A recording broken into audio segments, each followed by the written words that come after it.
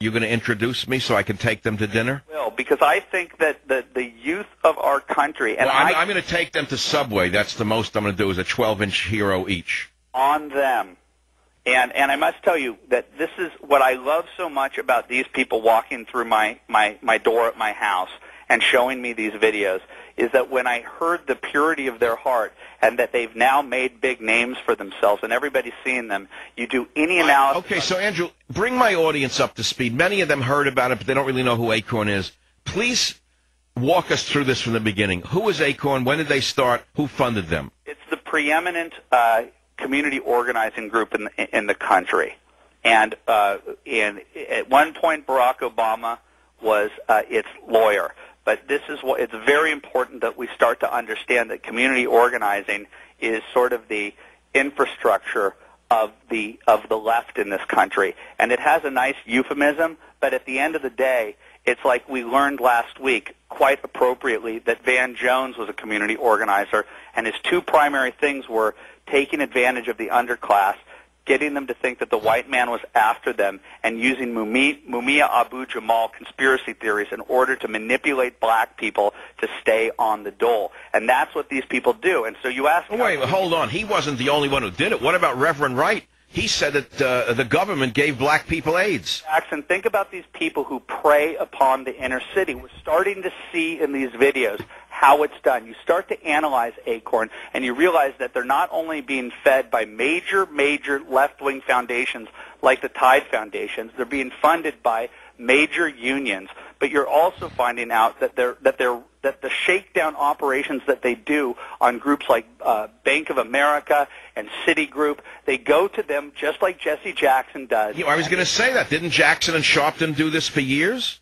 That nobody in the mainstream media has been willing to connect the dots to show that this is how these people are kept subverted by the system. They're told that they're victims, and then they're taught how the system can be rigged to their benefit. And that's what's so extraordinary about it. So in other words, it's a racket. It's a protection racket like Al Capone ran.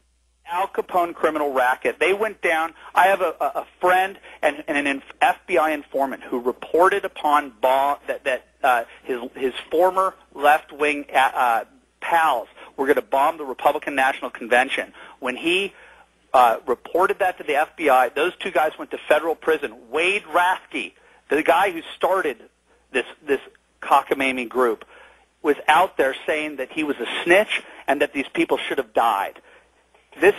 Who started this? Wayne who? Wade Rathke, Rathke, and the man does not have the guts to go out there and put his white face on the television set. Whoa, I never heard of that guy. Where is he today? He is out there, I believe, probably in Louisiana right now, but you notice that this guy and his brother, whose last name obviously is also Rathke, is over at the SEIU, which in a lot of the places they actually have SEIU, the guys that went and intimidated people at the Russ Carnahan healthcare rally. Those were SEIU union people. Hey, Andrew, did you see that one of the major domos in the SEIU was just put away for child pornography and child molestation? Well, that doesn't surprise me, but look. But how come Katie Couric hasn't reported on it? What if a major right-wing Republican had been found guilty of child pornography and child molestation? You think it would have made the NBC Evening News? No, well, we just proved this week. NBC, as far as I know, has not done a single report on this. It's the biggest story in the country. In 1 week, they've been defunded by the House, by the Senate. They lost their connection to the census, which was a huge deal.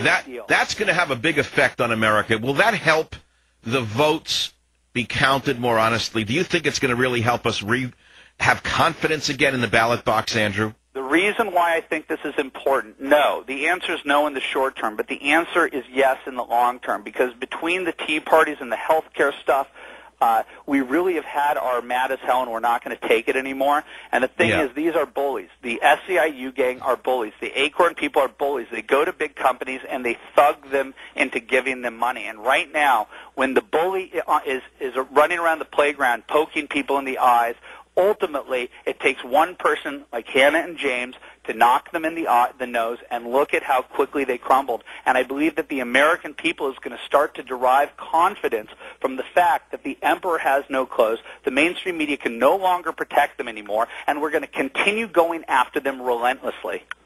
Well, Andrew, let me say this before you leave the Savage Nation. First, I want to thank you for being the major mover behind releasing the story. You should get all the credit. I know you're not going to take it here on the show. Again, I want to thank you for that. The second thing is, if there's any way I can help in supporting these two people, when the time is right, let me know. I'll be glad to do that. Third, I want to take them to dinner when I'm in L.A. And fourth, Andrew, you're dealing with some of the most dangerous people in America today. And I have to tell you, Andrew, I know you're a true believer. I know you're a genuinely good man, but you have a young family, Andrew. You have to get security, Andrew. You're dealing with some of the worst people in America right now. Well, I don't want to address that. I'm taking that. All right, I shouldn't have brought it up, but Andrew, they're no good. These people don't play by the rules. They're not like you and I. They're not like you and I. These are bad people. You're dealing with people who are capable of anything. Look, I spent this summer in a program at the Claremont Institute learning about our founding fathers and our Constitution and what this country really means, and the revolutionary mindset that they had, and that they were willing to die for the cause of liberty. And if our generation can't get off of their butts to realize that we could lose liberty in our lifetime, the idea that we could lose America as we know it in our lifetime was preposterous. Not so Andrew, long. I don't want to go down this road with you, but that's my deepest fear, especially in light of Obama doing what he's just done. That is stabbing Poland and Czechoslovakia in the back, aligning himself with Russia. And wait, Andrew, he and Hillary Clinton are now trying to reinstall a communist stooge in Honduras who was thrown out by the people in the Supreme Court of that nation. I have an increasing fear that I'm going to wake up one day to the communist takeover of the world. We're going to basically have a sweep of everyone on the right. We're going to all disappear like in Argentina during the bad days, and they're going to have a worldwide communist takeover of the world, Andrew. I know it's paranoid, isn't it? I can only deal with the issue at hand, and I can promise you that ACORN, that there are more videos to come, and that your lies that you are pushing out there and that the mainstream media continues to perpetuate and doesn't hold you accountable for being liars. It's going to continue to come, and I also promise a blockbuster next week that's going to come from left field. That's about ACORN, of course. No, I didn't say that. Oh, something new from Andrew Breitbart. Well, before you leave today, back a year ago in October of 2008, Barney Frank and Rahm Emanuel were gloating about the passage of the bailout in the House, Andrew. And you got to listen to the soundbite when Barney Frank speaks about the days of war. You're going to love it. They will fire it for a second. And I really feel a great sense of responsibility for Rahm and for me and for many others. These are the days of war. The days between Russia. Andrew, you heard what Barney Frank said? These were the days of ore. You heard that? Mm-hmm. What he meant was the days of ore, O-R-E, not the days of ore. I've had problems with his semantics for years. I have trouble listening to the guy. You know what's fantastic about this story in the most perverse way is that we now start to understand. I'm so sick of being called a racist. I'm not a racist. The majority of Americans aren't racist.